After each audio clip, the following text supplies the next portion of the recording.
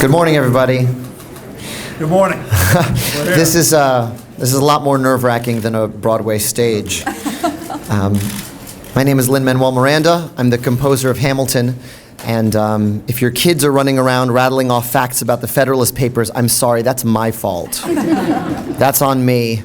And I had a bit of a day yesterday at the White House, an amazing day, privilege. Our cast and crew was honored to perform for the First Family and test out our educational pilot program as we bring 20,000 school kids to come learn history at our show at the Richard Rodgers Theater. But today we're going to talk about Puerto Rico.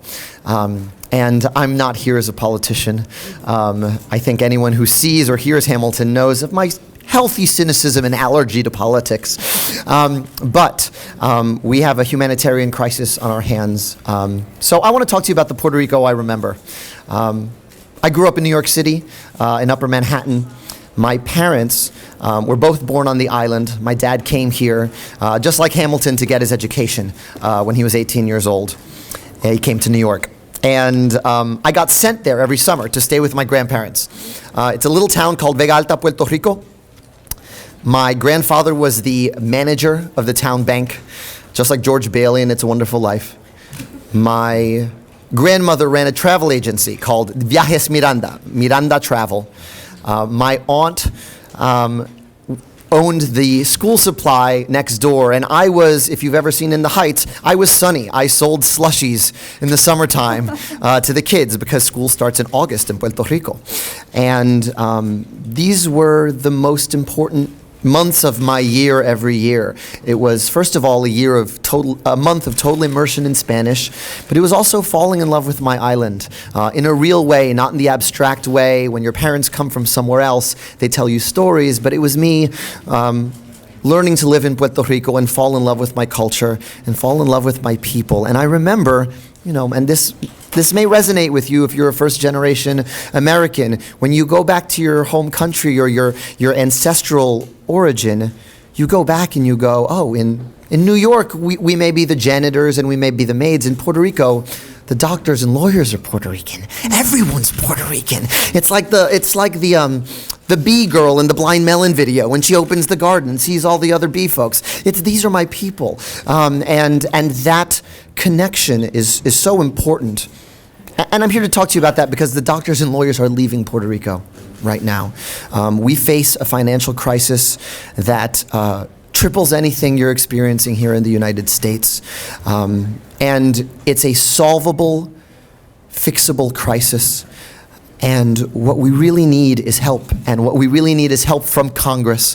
This is not a bipartisan issue. This is not a Republican issue. This is not a Democratic issue. What we need is the ability to restructure and get Puerto Rico out of the hole it's in. And I'm going to let the experts here talk about what we can do to do that. But what I want to tell you is that there's the town I grew up in, the town I just painted for you, the bank, the travel agency, the school supply store, those are all gone.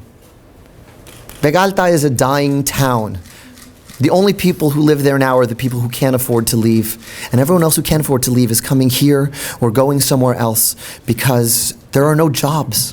And last week a hospital was shut down because they couldn't afford to pay these taxes. So I'm urging Congress, if Hamilton tickets will help, I'm happy to do that too. Oh, I know a guy. Landslide.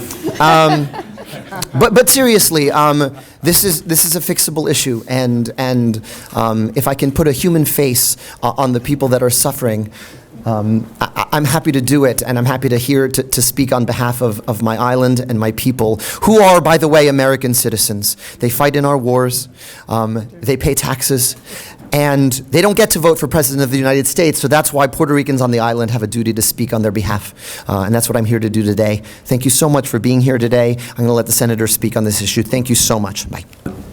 Senator Gillibrand and I visited the Boricaniers in their headquarters, and Representative Velasquez was with us. I was proud to be the leading sponsor of the Congressional Medal for the Boricaniers, and I went to the White House when the President signed that legislation. And I will tell you, there are no people more proud and patriotic than the people of Puerto Rico. They are proud to be Americans. And what tremendous injustice to treat them as third-class citizens. Everybody knows they're citizens.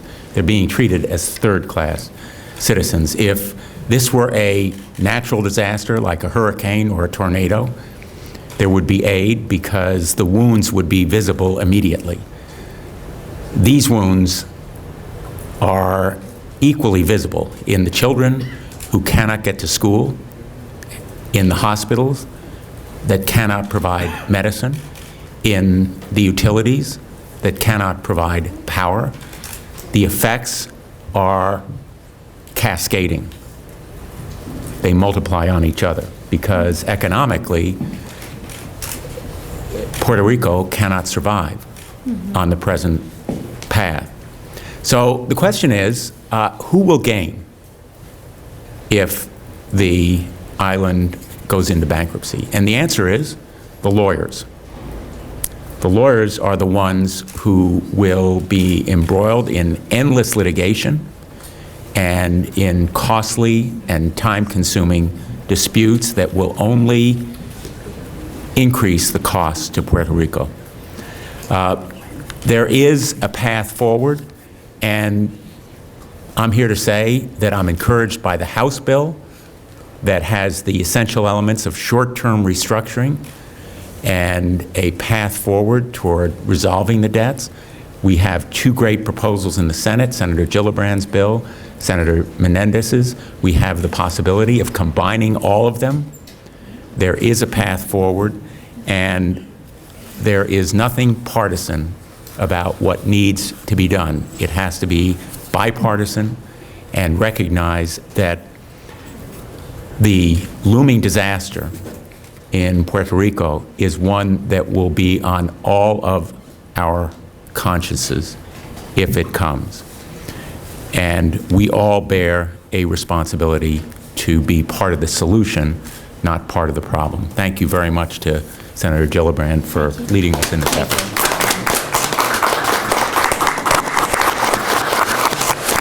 Hi, guys. If I could just bring it back to Hamilton for a second, which is the reason some of you are in this room. And if that's the reason you're in this room, that's fine. Whatever it takes to get you into the room where it happens. I picked up that book at random when I was writing it, when I was on vacation. And I got to the part where a hurricane destroys Hamilton's island of St. Croix. He writes an essay to his father about the scene, about what a crisis. The island was really knocked flat. The sentence I always remember, it was a scene sufficient to strike astonishment into angels. This essay was such a vivid portrayal of this crisis that it was used for relief efforts for this island.